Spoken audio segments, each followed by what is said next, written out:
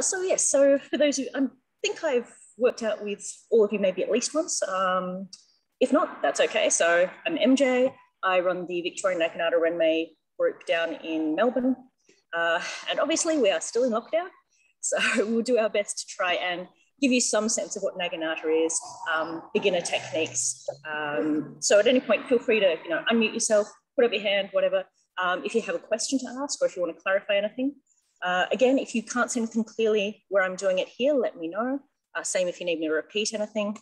I am wearing the full hakama and kokogi today just because it does help deal with some of the neighbors as they walk past. I don't think I'm quite so strange, which is a bit of a relief. Less chance of getting someone called on me for training outside. But again, if you do need to see anything a little bit more clearly, especially with the foot movements, which can be a lot harder to see in the hakama because it's quite baggy, I have prepared, so if necessary, you'll get the full bright leggings to help better demonstrate the footwork. So I've said this to people in previous sessions, there is no such thing as a silly question when you're starting out a martial art. It basically means that I just need to clarify or give you a little bit more information to work with. So if you have a question to ask, chances are someone else has got the same question too. All right, so what we're going to do is I'm going to run through a little bit more formal structure this morning, nothing too formal, obviously.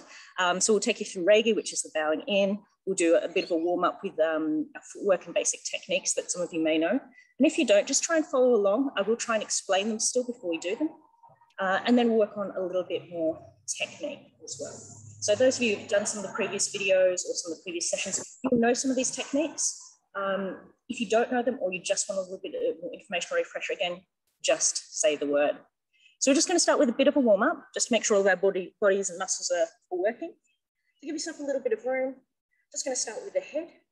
So just going to do a gentle head circle. So bring one to the shoulder, chin to the chest, head to the shoulder, and back up to the center.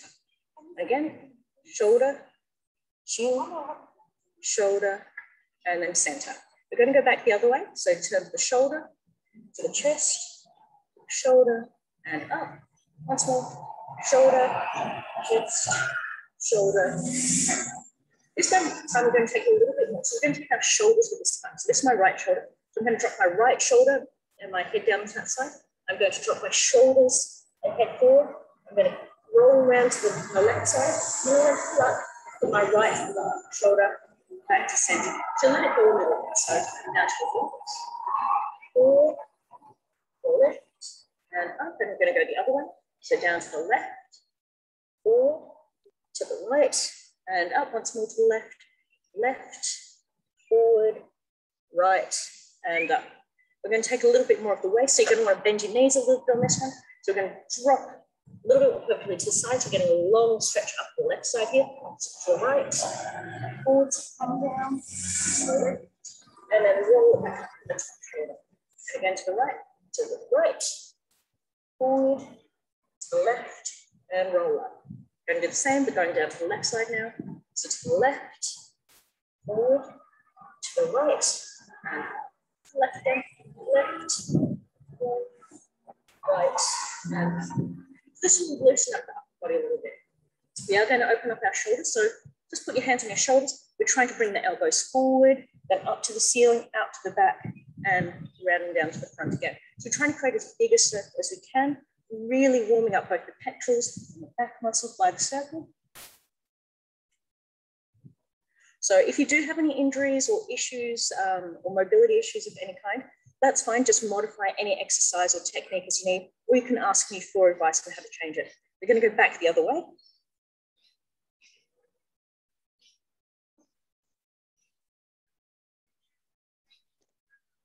All right, we're going to warm up our spine. So we're just going to do a spine rotation. So I've got my feet apart, and I'm just going to be rotating from the side as far as I can around to the back, and then back around. This is quite a beautiful stretch.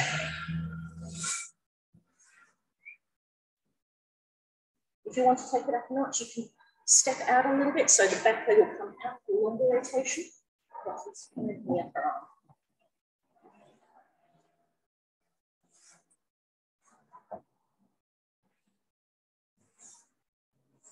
Okay. And move down to the hips. So again, just feet apart where it's comfortable. just doing a hip circle. So you can start off small and make them bigger. What we're really trying to do is open up the hip flexors where the leg meets the groin. So the more you can extend it out, especially at the front, the more it's going to warm up that area. And back the other way.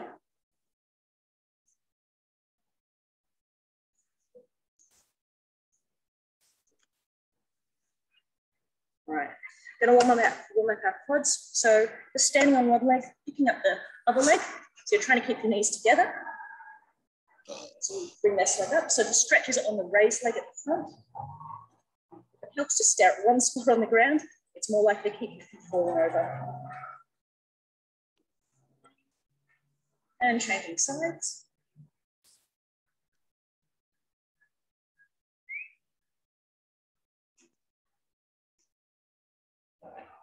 We're going to do a little bit of a hamstring stretch now. So just to make it clearer, I'm standing with both feet wide apart, both toes and knees pointing straight in front of me.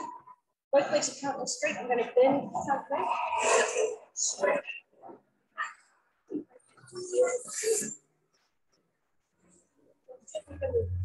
So front leg is straight, the back leg is bent.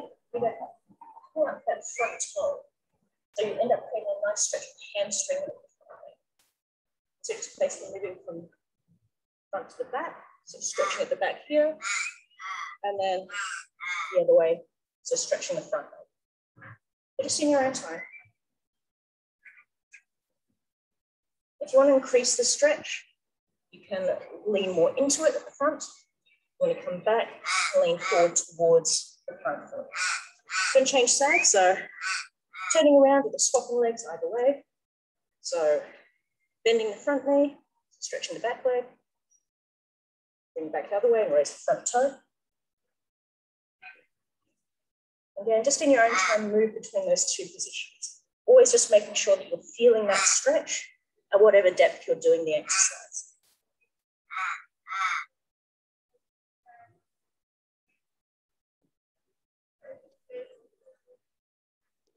All right, just going to warm up the feet.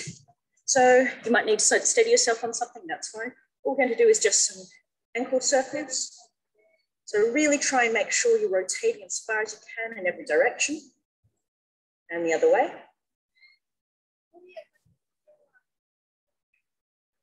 And the other side.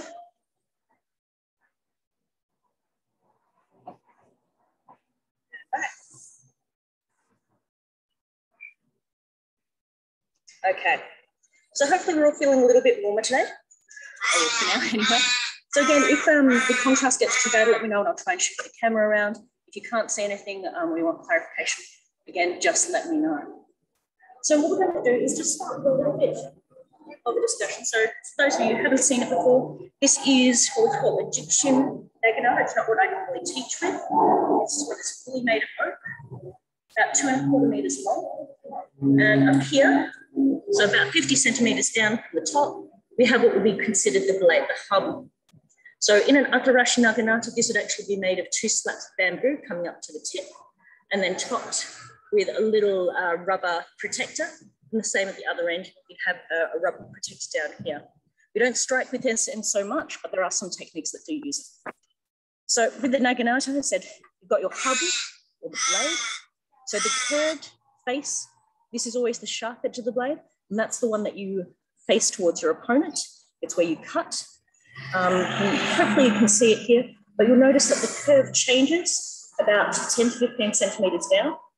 This is called the monolith, and this is the point at which you're actually trying to hit targets with, because that's the most effective position. So you're not trying to hit with the tip, you're not trying to hit with the flatter area of the blade, but basically where it changes from the curve to the straight. So that's the monolith. There is another one at the other end of the naginata at the handle here. It's about 20 to 25 centimeters up. And we usually mostly use that for defending, but they're called both referred to as monolith. The point where they're joined together, so in a natarashi naginata or a real naginata, you would have the wooden blade, normally made of oak, and then obviously the habu. But to join them together, they would wrap string around it just to hold in place. And that was called the sendan maki. So 1,000 turns is what it refers to. We get to cheat a little bit these days. We use electrical tape and we don't expect you to do 1,000 turns of it because you can hold it much more effectively than you could have with string. But that's referred to as a sendan marking. And in many ways, it's a visual way to tell where what was called the tsuba was called. In this case, you can see a little tsuba here, which is a little bit of a barrier. And it means another naginata coming down would get caught, or another sword would get caught and won't continue down towards your hands. So effectively, you always imagine that you have a tsuba or a guard at that point where they join. So yes, the sendan marker basically, it tells you your hand doesn't go past that point, because if it does, you'd be cutting yourself on your blade. So the handle is known as the ebu, so the e and the ha, and generally it's made of oak. Again, you'll notice that I've actually put some tape on this one for you to have a bit of a visual reference. You can do the same with yours at any point if you like as well, if you're using a mock or what have you. I've actually done it on the mock over here for demonstration purposes. So this tape here is basically to show you the back distance of my arm from the back of the naginata, the zenbu there. And the front hand is, the black tape is where my front hand would be. So you can use that as a bit of a visual reference during the session as well. Standing on my own hakama does not. All right, so I'm just going to talk about a little bit of reigi. So normally when we start class, we'll be standing in what's called Shizentei. We have our feet, our legs together. Basically, our heels are together, the toes are a little bit pointed out. You have your left hand pretty much where your hand would be when you finish or go into a normal position, so on the black tape in my case. And you have your right wrist sitting against your hip, your left hand just relaxed against your body. And to bow in, so if I was bowing to my partner over there, it would be 15 degrees because this is not down to shine, so we'll go erect. We'll keep the back straight, neck straight, and don't push out the buttocks as we do so. So we're bending from the waist as if someone has pushed in and our balance. Right. Whenever I turn and move with the naginata, you notice I put my other hand on there as well to help steady it as I do so. So I'm going to bow to you. Right. And normally if you were working with a partner, you might say Onegaishimasu, which is basically a phrase to say thank you for being about to train. When you finish a pattern or a set with someone, you use arigato gozaimasu. So in this case, Onegaishimasu. We're going to Chudan-no-kamae. So I'm going to stand to the side so you can see a bit better. I put my left hand on my right hand, and both my left hand goes forward. It stays where it is on the center tape. My left leg goes forward, and I step forward. So you'll notice here that my back hand is basically sitting where my leg meets my groin. It's a bit harder to see in the hakama. My distance is from my back hand to the end of the naginata. And you can see my hand's pretty much right over the tape. So it's also a physical feel to tell where you're supposed to be. You don't normally use this in a hut when you've gotten more used to it, but when you're starting out, it's a great way to get an idea of where your hand position should be. You'll notice my front hand is sitting over the black tape, which is shoulder width, or just a comfortable shoulder width between my hands. So that's a good visual reference. So anytime I change my hands at the center, it's going to be the back hand coming to the center tape or the black tape, and then we'll change it over. So again, this is something you can use for yourself later on if you want. You don't have to. It's just a bit more of a visual guide for you, especially when I'm talking about some different moves. So we're just going to start with some footwork. I'm going to move back a little bit so you can see a bit clearer. We're going to go with okuri-ashi, which is one of the most basic steps. Basically, we push up from, this is my right foot to the back here. I push up from my right foot to step forward with my left. So, okuri-ashi mai, okuri-ashi mai, okuri-ashi mai, okuri-ashi mai. And you notice I'm trying to keep my weapon as steady as possible. And that's only possible because I'm holding it against my belly, against my leg. We're going to go backwards. So this time, my left leg is going to push and drive me backwards. So I pick up my right foot when it does the push, and then I bring it back and over backwards. So okuri-ashi ato, so backwards. Okuri-ashi ato. Okuri-ashi ato. Okuri-ashi ato. I'm actually just going to hype these up so you can see what we're doing with basics. The next one I'm going to do is ayumi-ashi. Ayumi-ashi is literally just a walking step. So if my opponent is over here, basically over my left shoulder, I I need to imagine that I've got a wall in front of me, and that's where my hips, my shoulders are facing. But my left foot is pointing towards my opponent. So I want to make sure my body stays facing this way, even though I point my opponent is that way. So ayumi-ashi is literally 4 steps. So you cross over the right leg, left leg, right leg, left leg. I'll finish with the okuri-ashi. So you pull the leg in and left leg repeats. We're going to go backwards. So ayumi-ashi upward. So left backwards, right, left, back. Ayumi-ashi 5, right foot steps over, left foot, right foot over, left foot. We're going to go after, so left foot steps behind, right foot behind, right foot. That's ayumi-ashi. Tsugi-ashi is a bit of a skipping step. So if we're going forward, I bring my back foot into my front foot, and then I do okuri-ashi. So tsugi-ashi-mae, bring in the back foot, and okuri-ashi. Tsugi-ashi-mae, bring in the back foot, and push. We're going to do ato.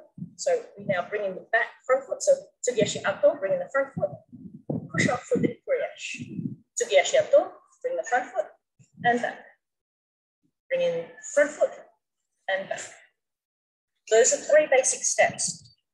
The other ones that I did run through in the previous session are hiraki-ashi. So again, now that I'm facing you, you are my partner or opponent. I want to step off the side, so I'm going to be circling you. So I'm going to do what's called hiraki-ashi, which is a side step. So hiraki-ashi nigi, leading right here. As I step out to the right with my right foot, and then I bring my left foot in to come back to a standard point. So hiraki-ashi nigi to the right. And you'll notice I'm doing a little bit of a circle, so my partner is also circling. Hiraki-ashi nigi. If I want to go around the other way, which is hidari or left, I now step with my left foot first. Hiraki-ashi hidari, left foot and then right. Hiraki-ashi hidari, hiraki-ashi hidari. So this is a good way to move around your opponent rather than staying on the same line as them. The last bit of footwork, and we're actually going to add in the hand here, which I haven't done in previous weeks, is Fumikayashi. And this basically allows you to move from what's called hidari chuda to migi chuda. Hidari chuda, left hand forward, migi chuda, which is right hand. So everything in Naginata can be done on 2 sides. So to do this, again, this is my right hand here at the back here, my left hand at the front.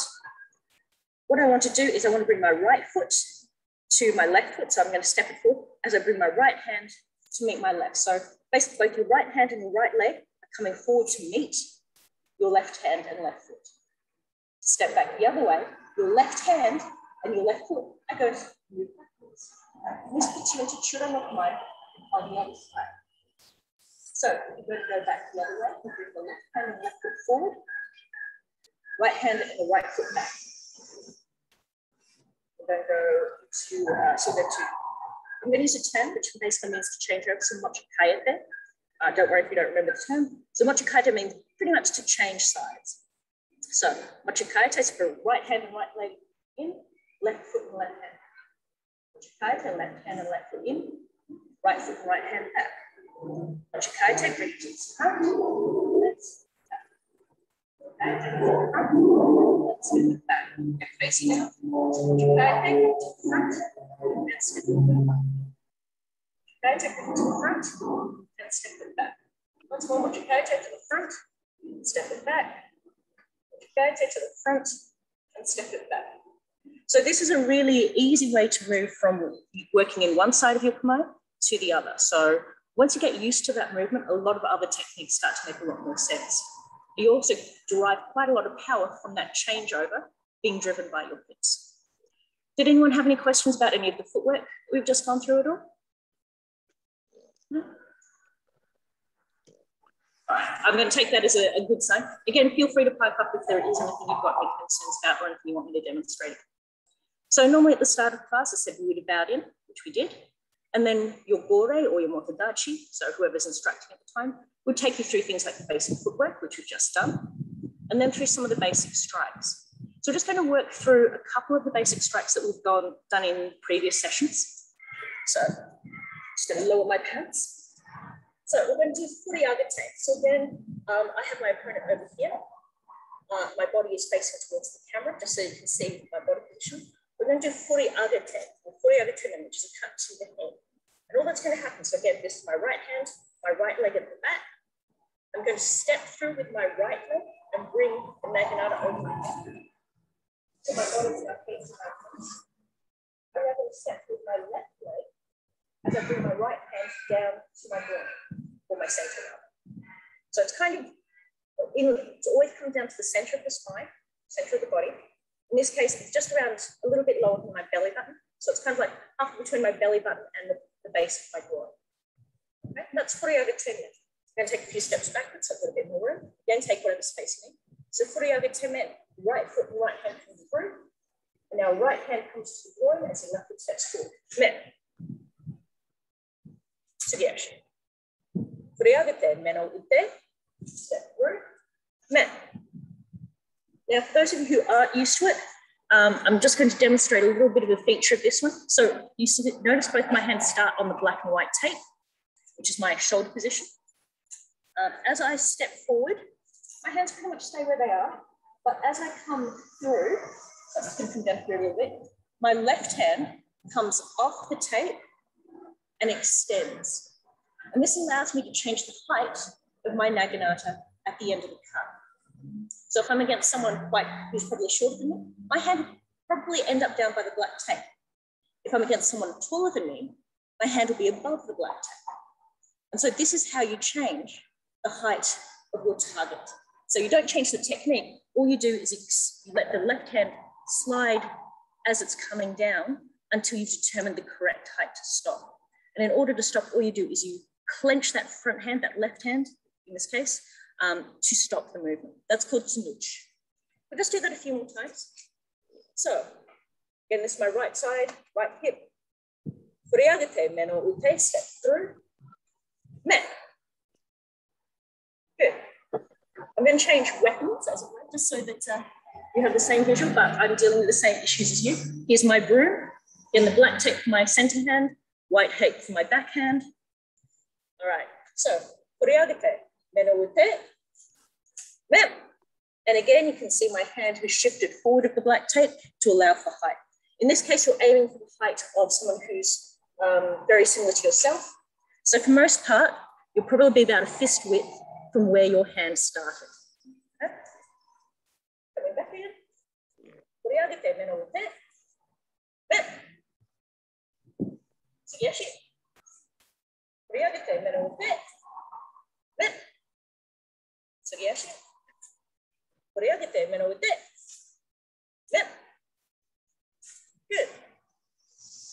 Any of you have any questions about furiagate? Whether it's the footwork, the technique, anything at all? Yeah.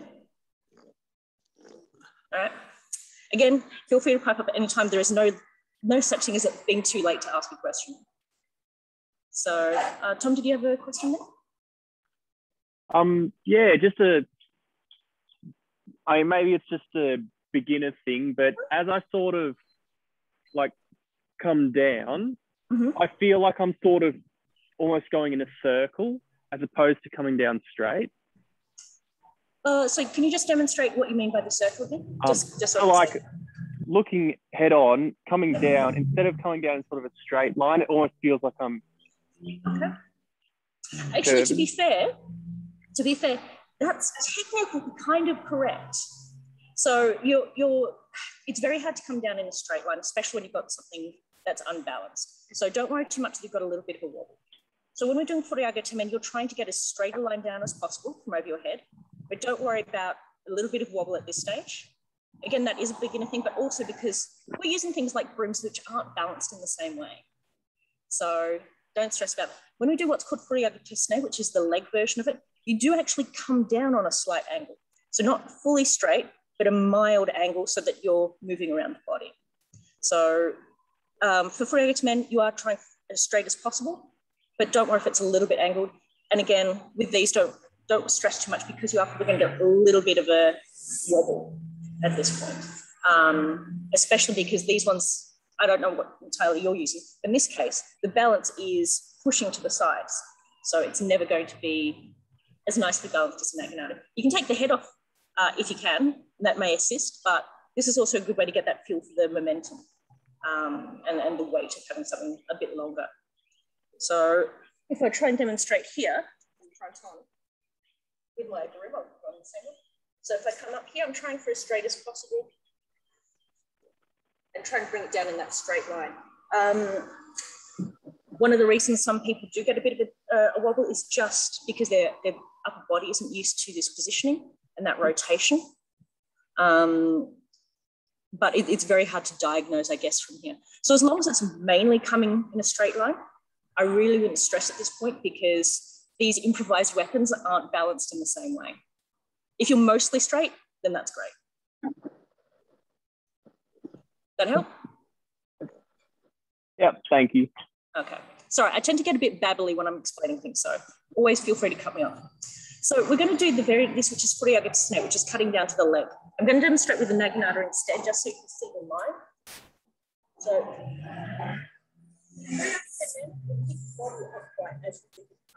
So there's no lean, our body stays up, our legs are soft, or our knees are soft, but we're straight. Furiagate sune, we step forward as we would before. This time we're going to step maybe a little bit deeper. And as we do, the front knee is going to bend. So in this case, you can see that definite bend. I'm making sure my toe and my knee are pointing towards my opponent. Otherwise, I'm more likely to do damage to my knee joint. Because a lot of people's knees aren't designed for sitting off to the side. So just as a demonstration, okay. So this is my knee pointing forward. So all my weight is in that alignment. If I have my foot off to the side and I try and do that, I'm going to put pressure on the side of my, outside of my knee, and that's going to do damage over time. So always want to have it straight, or pointing straight at your opponent. So for furiagate sune, again, we step through as we did before. But this time, a little bit further out, front knee bends, and we let the weapon angle down. So instead of stopping between the belly button and the groin, it's now up by the base of your sternum where your ribs start. And the weapon, or at the back, is sitting between your body and your arm. So it's nicely lodged against you, making you part of the weapon, a lot more stable. So literally if we come to Chudan, so just starting in Chudan here, if we bring our right hand up into our sternum, that should bring the weapon naturally behind our arm, between our arm and our body, and then step out a little bit and kneel forward. You can see I'm keeping the rest of my body upright, I'm not leaning over it. All I'm doing is letting my knee at the front bend. And that is a good position to aim for your furiagate sune. Tsugi-ashi back. So, furiagate sune, step through, and kneel. So you're aiming to have your weapon about 10 to 15 centimeters above Monolith, but again, you guys don't have Monolith, so it's a lot harder to judge. Move back to the broom, so we're all fair and even. So, furiagate, snail with that, snip.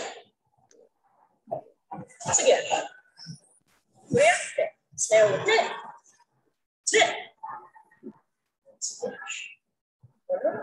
Furiagate, snail with that, snip. All right. So, any questions about furiagate sune?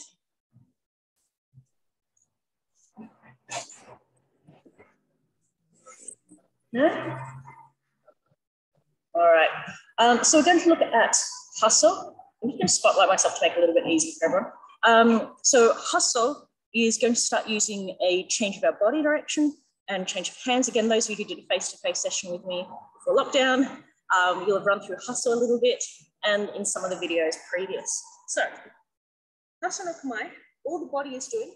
So again, this is my left leg, my right foot's at the back. So I'm bringing the right foot forward and left foot back. If you're doing the walking version, you basically bring the right foot through and swap. So you end up in the same position, but you're moving it forward or backwards, depending on the technique. So again, my back foot, my front foot. If I'm just doing a standing still version of this, I'll bring it forward, swap over, which is a Fumikayashi. Or if I'm doing it moving forward, I bring through, and I literally just change my body kamae 180 degrees. So you're my opponent, there's my wall, I step through, and I change my body to the other side. So that's what we're aiming for, is that complete 180 degrees rotation of your body by stepping through. So face that wall, face that wall. And again, my front foot is always going to point towards it. Our hands, in comparison, we start in Chudan-no-kamae. We bring our backhand up to our center, and then we bring that backhand up to our back ear. And our front hand, will end up on our front hip. So in this case, it's my left hand, my left hip, my right hand up by my ear. I'm trying to create a bit of a triangle with my shoulder, my hand, and the weapon. So I don't want, just change for the lighting. I don't want it flat. I don't want it too high up there. I'm aiming for that kind of nice, even triangle. So it's almost mimicking the left hand elbow and weapon. So nice open position. Pull your shoulders back. And you're going to pull the weapon into your body. So it's not out here. It's against the line of your body. It's basically sitting against your sternum. Again, this helps make you part of the weapon. And I'm sorry for the lighting keeps phasing in and out here. So I'll stay back towards this second. So from here, all that's going to happen, and it's probably easy with footwork. So we're here in hasso. As our right foot comes through, our left hand or our front hand or hip hand is going to come in to our sternum. So aiming for that. So I step through and bring my left hand up to the middle of my chest. And that is hasso-men position. From here, I'm going to bring my left hand to my right hand at the center of my body. I'm going to bring my left hand up to my back ear, my right hand's on my hip. And this time I'm going to step through with my left hand, my left foot, bring my right hand into my chest. So that's hasso-men. So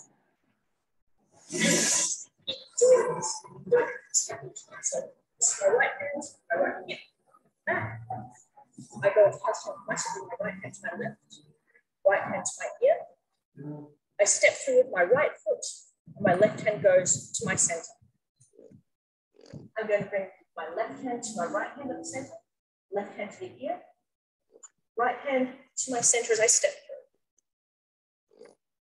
Again, bring my right hand to my left hand, right hand to my ear. I'm going to step through with my right foot, left hand goes to my center. Left hand to the right, left hand to the ear, right hand to the center. So this is hasso or hasso-men. Did anyone have any questions or thoughts, any issues? No? Well, pretty good at this point. So the nice thing about hasso is it teaches you very early on how to change your body rotation and to get used to working on both sides. Now, we haven't done furiagate-men and furiagate-sune on your other kamae with your right hand forward, but you can do that. All these techniques can be done on either side. Hasso or hasso-men or hasso-sune are really good because they teach you both sides at the same time. So a bit like furiagate-men and furiagate-sune, you can do hasso-sune as well.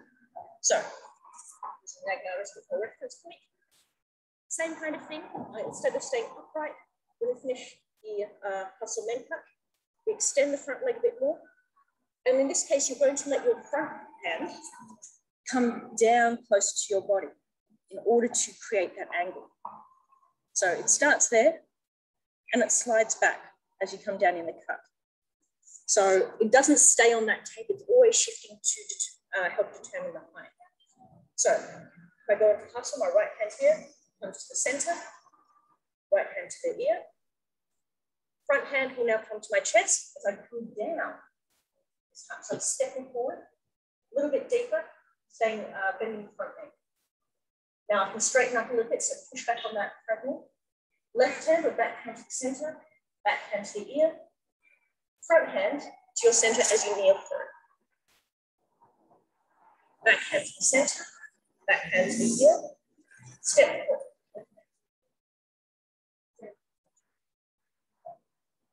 Change slightly this direction as well. So back hand to the center, back hand to the ear, and kneel through. Back hand to the center, back hand to the ear, and kneel it through. Sorry, fly just got in my eye there. Does anyone have any questions about hasso-men or hasso-sune? Grab a quick drink if you need to, I do. The problem with talking so much is it dries you up quite a bit. Okay, so how are you all feeling? Brain's coping okay?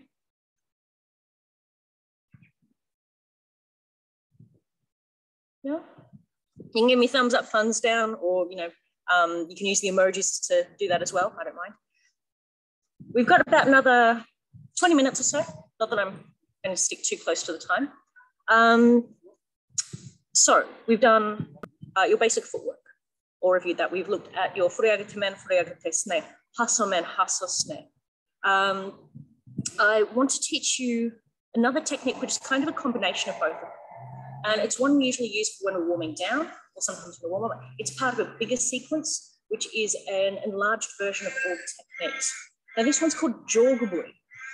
So it's a way to practice your breathing and your concentration and just your technique. So all Jogeburi is, I'm just going to show you, is I forward and I step back. Forward, step back. So it's a swinging motion. It's helping you practice furiagate. So this is Jogeburi, and my technique is a little bit different. So this one you can be a little bit loose with it. I start in Chudan.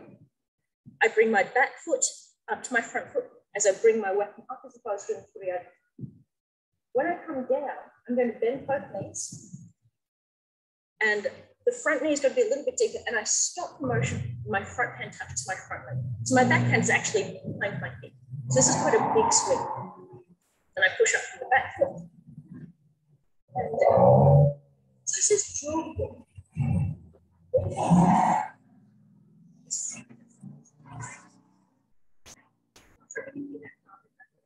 We're focusing on our breathing.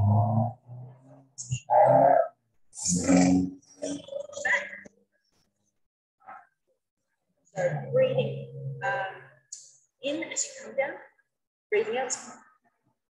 In, breathe out. In, breathe. Again, we're trying for that straight line up the center, so everything's forward. Everything's forward and down. And you see I'm keeping my elbows open at the top, so I'm not blocking my view. So they're quite wide. What I'm trying to do here is make sure my Naginata stays on the same plane as much as possible. So it's not wiggling around. So it comes straight up. And the best way to do it on the way down is to bring my right hip behind me. So I move my hip out of the way rather than moving the weapon around me. So I come up and then down, breathe out, breathe in, breathe out, breathe in, breathe out, breathe in. So this is Jogeburi, very similar to the furiagate men. Now, what we can do with Jogeburi is we can actually learn to change sides again. So if we start again, right side at the back, as we step forward, I'm going to bring my right hand to meet my left. So up. And from here, my left hand and my left foot are going to go back. So a bit like what we were doing before, I'll show you how to change the line with Fumikayashi. It is very similar to Fumikayashi. You come forward and change it back. Forward and breathe out. Breathe in. Breathe out. Breathe in. Breathe out. Breathe in. So the difference between Fumikayashi and Jogeburi, Fumikayashi, up, or up, and we stay up. So our knees aren't bending, they're not soft, and our back hand will end at where our leg meets our bottom. When we're doing Jogeburi, when we're changing sides, we bring it together, but this time we bend, and we're generally coming down to stay for the Jogeburi. So turn up and bend. So Jogeburi is a little bit softer in its movement, but again, it's very good for learning to bring your back foot out of the way and to help generate some of that movement. Did anyone have any questions about that at all, or concerns? Hi, I don't know if you can hear me. I can, yes, go ahead. Sorry, I'm trying to work out where my weight is for this one. Is it evenly distributed or is it on my back foot? Because it looks like your front leg has got more of a bend. I'm just trying to work out how to do that. Okay, yeah, so that you're talking about the finishing position, right?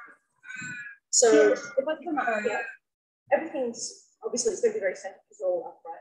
When we come back, I'm still trying to keep my weight centered. So my hips are kind of centered over the middle here, but there is a little bit more of bend. Probably looks a bit more obvious here because that one's facing forward. This one's pointing towards you.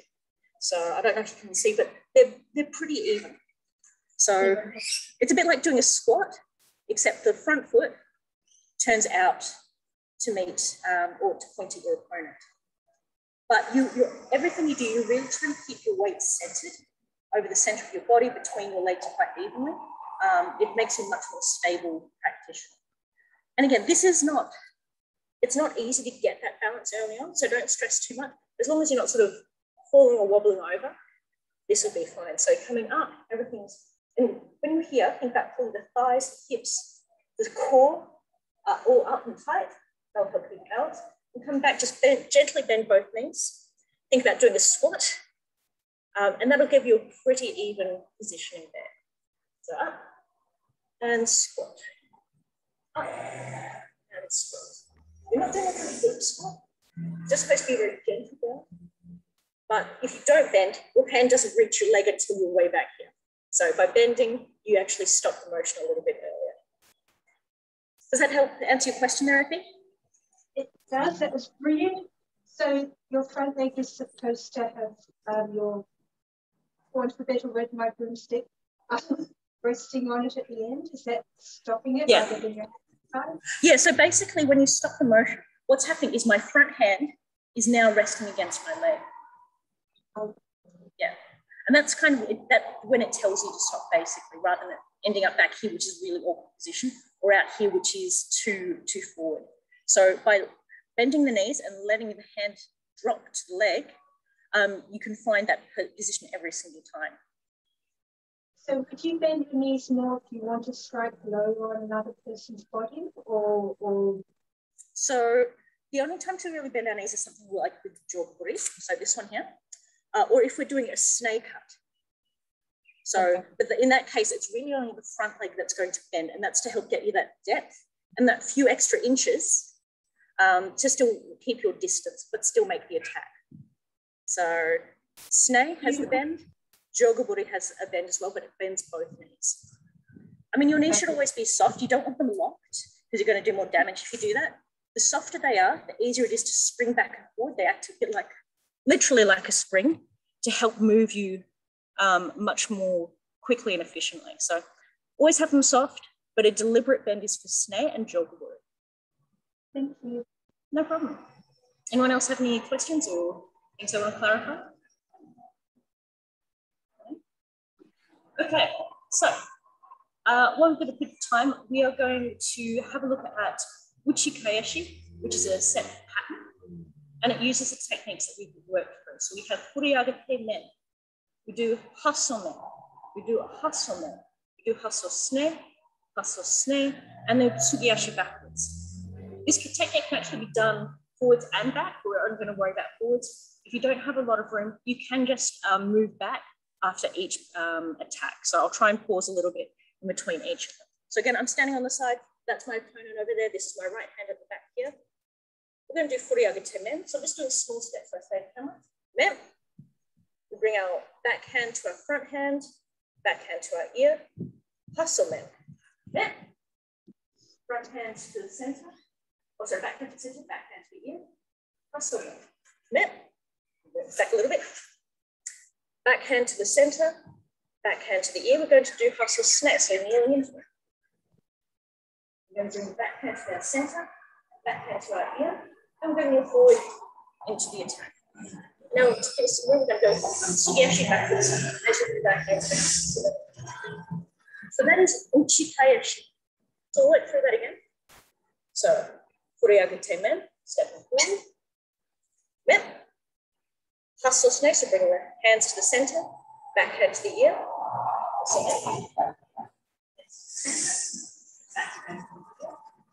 Hasso-men. Through, hands to the center, hands to the ear, hasso-sune. Hands to the center, hands to the ear, hasso-sune. Followed by tsugi-ashi. Do it one more time, and then if you've got any questions, we'll go over those. Furiagate men, step through.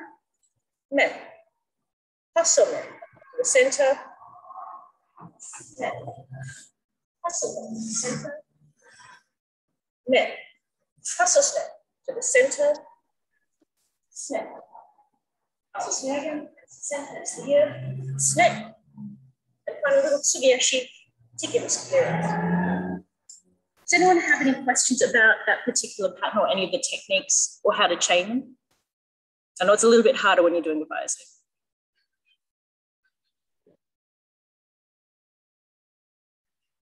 No? Okay. All right. So obviously for every set of attacks, there is a set of blocks as well. So just so you have a little bit of variety, I'm going to show you the block techniques for these. Now, don't worry if they're a little bit awkward. It takes a while to get used to them. It's not the most intuitive necessarily. So if I'm Chudan, my partner is Chudan, they're going to go for furiagate men. I'm going to do what I call sendan-maki block. And this uses a technique called okuri-ashi, where we actually move our hands along the naginata. So they're coming to attack my men, which I obviously don't like. So for all of these, we're going to take a step back to move our target, that little step out of position. But as I do so, I also want to defend. So from here, I'm going to try and end up here. This is called okuri-ashi, where I'm bringing the head of the weapon closer to me by moving my hands further up. Now the technique for this, so let's just say you can see the tape here. If I'm wanting to pull it this way, my backhand is going to pull it through. My front hand is quite relaxed until the point I want to stop. So when I bring it back here, so my right hand is going to do the work. My left hand is quite relaxed, more like it's a bit more like an open loop, so it can just pull through nicely. So I'm going to pull with the backhand and then stop the weapon. So you can see my backhand's now ended up roughly where the tape was. We can do this other way, which is okuri-ashi. So in this case, the front hand is going to throw it. The backhand is going to be loose. I'm going to come back here. I'll demonstrate on the broom because I'll have less room to work with, a bit like you guys will. So backhand on the white tape, front hand on the black tape. Backhand is pulling and stop. It's actually kind of handy here because this is helping to stop quite efficiently. So if I want to go the other way, so push the blade further away from me, my front hand is going to throw the naginata through. If I want to go the other way, so my backhand is going to pull it towards me. I want to push it away from me, so my front hand is going to throw it forward. So this is okuri-ashi and okuri-ashi, and this is what will help you in your block technique. So we start from Chuda. As we step back, the backhand is going to pull the naginata, and we're going to raise the front hand up a little bit to attack. And you'll see why when I show you the actual naginata shape. This, my one of which, is now blocking where my head was. So the idea is if I start here at center with the camera, if I'm going to block my head, my monowich is now where my head was. So you're always trying to make sure that the monowich is blocking where the target was and you're moving your body out of the way. Don't worry too much about distance for the moment though. Let's just work on the step back. So again, if I'm using the broom, so again in the same boat as you, right hand and right leg, pull back. That's the sendan-maki. So that's blocking my man. Here, what we're going to do is we're going to continue stepping backwards. And what really happens is we're going to use that fumikae-ashi to keep stepping back and turning the other way. So this is our first block, sendan-maki. The next cut is coming for our head. So we're going to step around here, but we can't leave the weapon there because it's going to be very awkward. You can't hold onto it with both hands. So what's going to happen, probably better if I face this way, is as I step backwards, I'm going to turn the naginata in a circle and bring the handle end up to defend my head. So again, it's kind of hard to demonstrate this one. Here, I sweep it up by my leg. Sweep it up by my leg as I step backwards. So sweep it, so here's the naginata at the back. It comes past my right leg and then comes up. And I just try and keep it rotating when you send it. So all it's really doing is just like this little circle, a bit like a windmill. And you're just rotating it to meet your leg. So send a knuckle block, and then I bring it up to meet opposite. If I step back the other way, I'm going to bring that weapon handle back down towards my leg, and bring the Naginata blade over the top. Again, don't want to end up going the wrong way or the other way. Technically, it's still a good block. So just send the Uchikaeshi has very specific sense. So if I start here with the broom, so I step back and block. Then I bring the butt of my weapon down towards my leg and up, protect my head. I step the other way, so the butt of my weapon is now coming down, and the blade or my long head is up at the top. They're coming for my front leg next, so I'm going to step back with my left foot behind me, and sweep the back of the weapon. Check my back. Right foot, the weapon follows me. Right. So again, don't stress if this feels a little complex or awkward. It's not easy, especially when you're using something that isn't as long as the Naginata. We'll just try and work it through again. So we start in Chudan-no-kamae. We pull the weapon through to send a marker block, so blocking our head. We're going to bring this down by our leg, so our left leg's going behind, sweep the weapon up. Our right hand leg is going to step behind as we bring the what's blocking down towards the leg. We now have to protect our leg, so we're going to sweep this back portion down towards our leg and down to the ground. As we step back with our right leg, we're going to bring the weapon over the head and block that. Again, this is not an easy combo to learn remotely, and it's something that's just sitting in place for you. So don't stress too much. But conceptually does make sense to you. So I'm just going to let Kaylin in. Does it roughly make sense? Okay. So what I'm going to do now is I'm going to get you to do the Uchikaeshi attacks, and I'm going to demonstrate the blocks for you so that you can see what you would be aiming at. So I'll just run through your role again.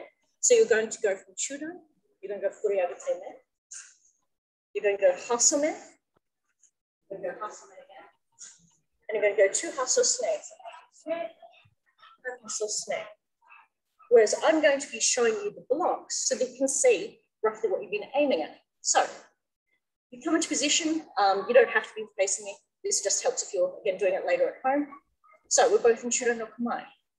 You're going to do furiagate-men. So go into furiagate-men, and I'll block my head. You're going to go into hasso, so bring your hands to the center, back hand to the ear. You're going to come for my head again. You're going to bring your hands to the center, back hand to the ear, and you're going to go for my head. As you can see, you're going to bring your hands to the center, back hand to the ear, and you're going to go for my front leg. Hands to the center, back hand to the ear, you're going to go for my front leg. Now you're going to step back to the tsugi-ashi, and I'll bring my Naginata back to Chudan. So we end up back to Chudan. We'll run through that once more just so you get a little bit more practice. And then if you've got any questions or you need to make a bit clear, we'll go from there. So we'll start in Chudan. I'm not going to step back too far so you can see what's going on. So you're going to go furiagate, so bring it up through the center, furiagate-men. You're going to go into hasso, so bring your hands to the center, back hand to your ear. You're going to go hasso-men. You're going to bring your hands to the center, back hand to the ear, hasso-men. You're going to bring your hands to the center, back hand to the ear. You're going to go through my front leg, which is now undefended. You're going to bring your hands to the center, back hand to the ear, and you're going to go for my front leg again. Then you're going to step back. So that is an Uchikaeshi. Did anyone have any questions or queries or things they want to clear up?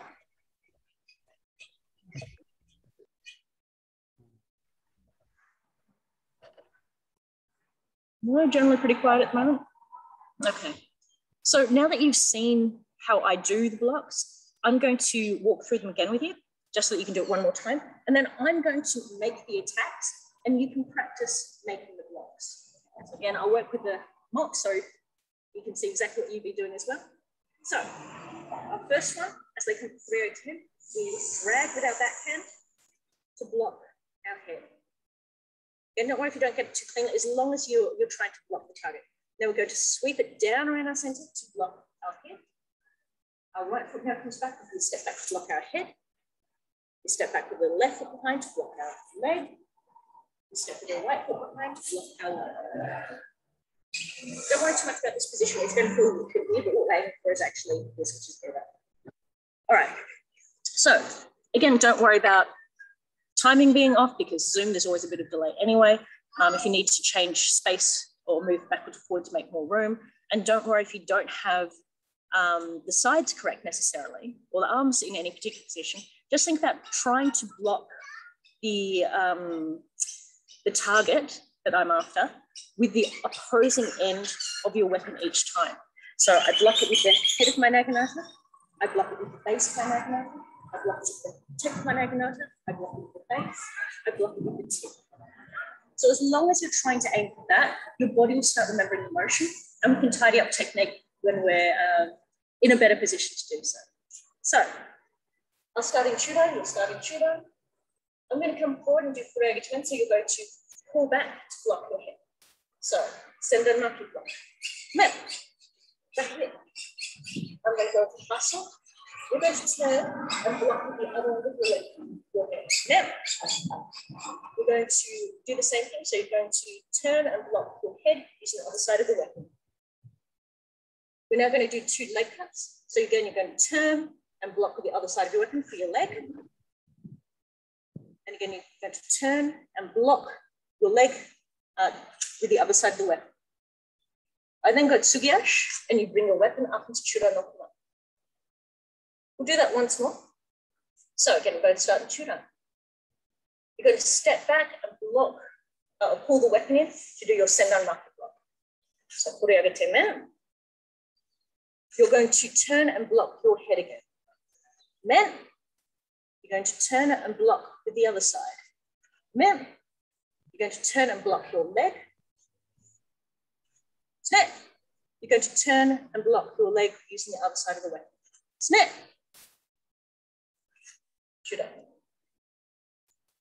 How did we go?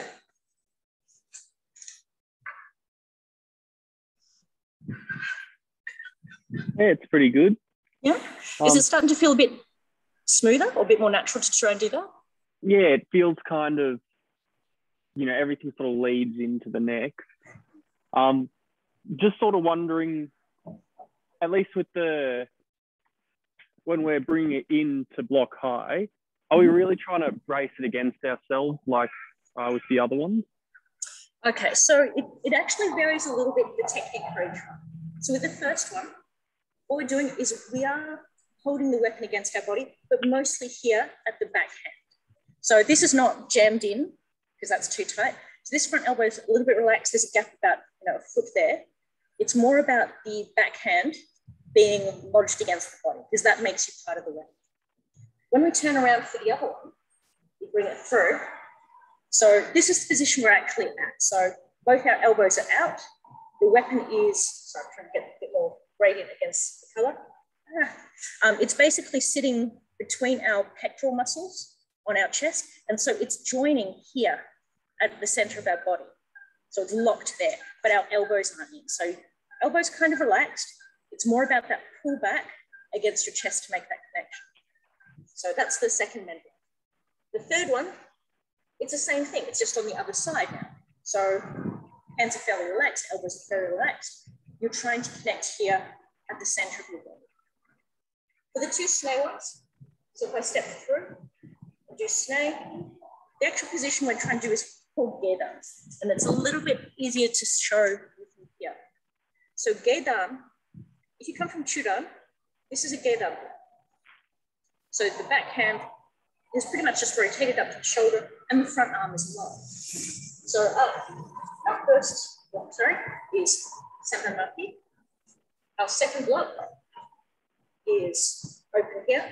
Our third block, I'm trying to think how I can turn to make this one look good. It's here. Our fourth block, which is for our snake, we're actually going to be pushing through. So it's going to be that base of the weapon in this case. But we're still in this position for our arms. The backhand is up, the right front hand is down. And when we do the next one, it's the same position reversed. Back hand is up, front hand is forward and relaxed. Again, it's a little bit harder if you're using something that's a bit short, because you do want that little extra length. It helps give you that feedback. But the technique is literally just trying to keep your elbows soft, but pulling the weapon back against the body, against your center, to make your position strong. And the idea behind that is if it's pushed against your body, you're stabilizing it. And your hands are then relaxed enough that you can catch the movement and absorb it and move away from it. So you don't want these locked, because then they could just turn your entire body. You want the arms a little bit more relaxed, but touching your body, which your core should be nice and tight, to help sustain that position. Does that kind of make sense, or have I gone completely off target? No, it's good. Good discussion and good to hear at least. So again, pretty much if you're just practicing with something like here, what you do is just change over and pull it here. Change over, pull it. Pull it against the body, pull it against the body, pull it against the body. So this is basically got like hasso. So from Chudan-no-kamae, hasso. That's a block that we've been doing basically. If you want to do gerai, come from Chudan and just raise up the back arm. So it comes from here at the groin, rotates up so the wrist is facing out, and it's just up around your shoulder. But again, the focus is on pulling it back against your body so that, sorry, about the leg, so that it's stable and secure. So you can literally just practice those with different arms, put back the other way.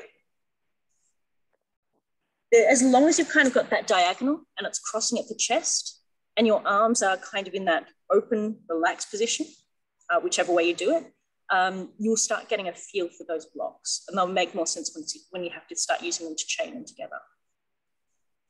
Anyone else got any questions or concerns? No? Okay. I think I just need to practice it. Yeah, and again, it's much easier when you're doing it face to face because we can give you a bit more correction. But for now, your body's just getting used to the movements, the rotations, some of the techniques.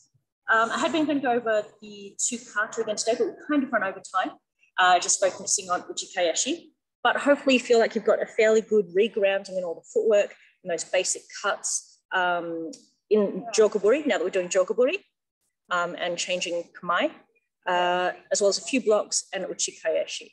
So next week, I'm hoping to do a little bit more practice working on the other side of the body. So practicing like the furiagate cuts in the other kamae, so you can start getting used to it.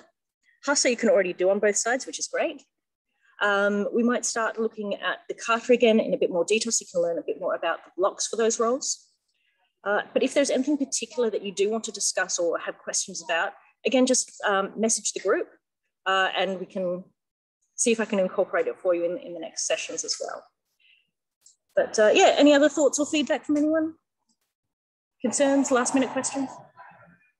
Good session, thanks, Em. You're always welcome, always welcome. It's good to try and get moving. yeah, nice to see you, Em. So I will be putting this recording up on YouTube fairly shortly. I'll most likely just put up the speaker version in this particular instance, because then you can just practice against me as much as possible. Yeah, if anyone does want to see the gallery view, let me know. I can put it up as an unlisted recording. But outside of that, hopefully this has helped consolidate some of those techniques, a few of the ideas in your head and your body. And yeah, I will potentially see you next week. So, thank you very much. Thanks so much. Thank you. Oh, well.